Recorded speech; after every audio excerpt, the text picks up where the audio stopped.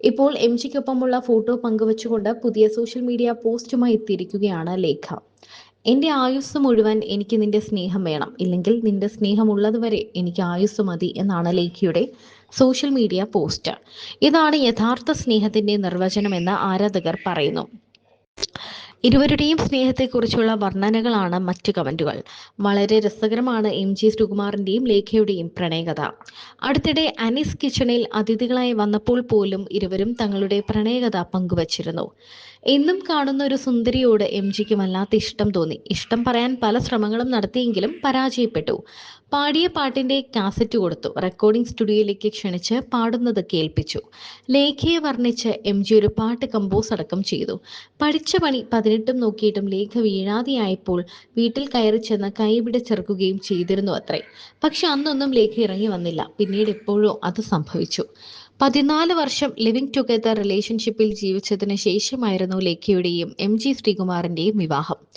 മൂകാംബികയിൽ വെച്ച് സ്വകാര്യമായി താലി കെട്ടി തിരിച്ചു വരാമെന്നാണ് കരുതിയത്. പക്ഷെ അവിടെ വെച്ച് സീമയുടെയും IV ശശിയുടെയും മുന്നിൽ പെട്ടു. പിന്നെ അവരെ സാക്ഷിയാക്കി കല്യാണം കഴിച്ച് അവിടെ വിവാഹം രജിസ്റ്റർ ചെയ്യുകയായിരുന്നു. തിരിച്ച് തിരുവനന്തപുരത്തെത്തി അവിടെയും രജിസ്റ്റർ ചെയ്തു. ലേഖയുടെ രണ്ടാമത്തെ വിവാഹമായിരുന്നു എം.ജി. ശ്രീകുമാറുമായി. ആദ്യ ബന്ധത്തിൽ ഒരു മകളുണ്ട്. ആ മകളുടെ വിവാഹവും സോഷ്യൽ മീഡിയയിൽ വൈറലായിരുന്നു. ഇപ്പോൾ കൊച്ചുമക്കളുമായി. പക്ഷേ ലേഖയും എം.ജിയും ഇപ്പോഴും പ്രണയിച്ചുകൊണ്ടിരിക്കുകയാണ്. ഇവർക്ക് വേണ്ടി ആകാം അമ്മ എനിക്ക് ജന്മം നൽകിയതെന്നാണ് എം.ജി. ശ്രീകുമാർ ഒരിക്കൽ പറഞ്ഞത്.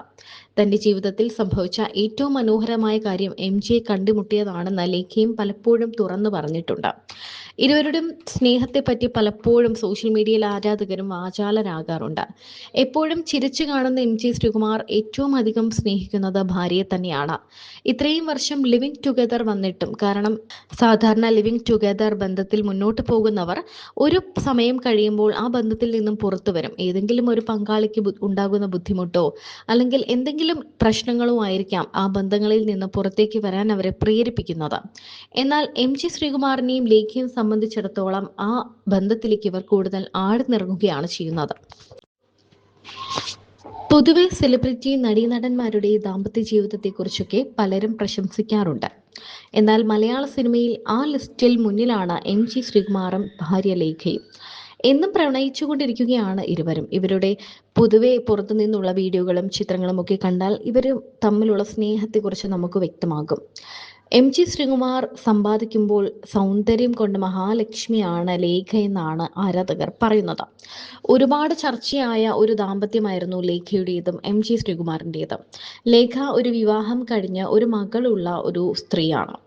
അവരെ എം.ജി. ശ്രീകുമാർ പ്രണയിച്ച് വിവാഹം കഴിക്കുകയായിരുന്നു.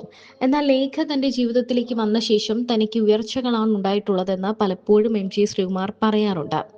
എപ്പോഴും യാത്രകൾ ചെയ്യാൻ ഇഷ്ടപ്പെടുന്ന, എവിടെ പോയാലും ഭാര്യയ്ക്ക് വേണ്ടി ഒരു സീറ്റ് ബുക്ക് ചെയ്തിരുന്ന ആളാണ് എം.ജി. ശ്രീകുമാർ. എവിടേക്ക് താൻ യാത്ര പോയാലും തൻ്റെ ഒപ്പം തൻ്റെ ഭാര്യ ഉണ്ടാകണമെന്ന് എം.ജി. ശ്രീകുമാറിന് നിർബന്ധമുണ്ട്. അതൊരിക്കലും വാശിയല്ല, സ്നേഹമാണ്.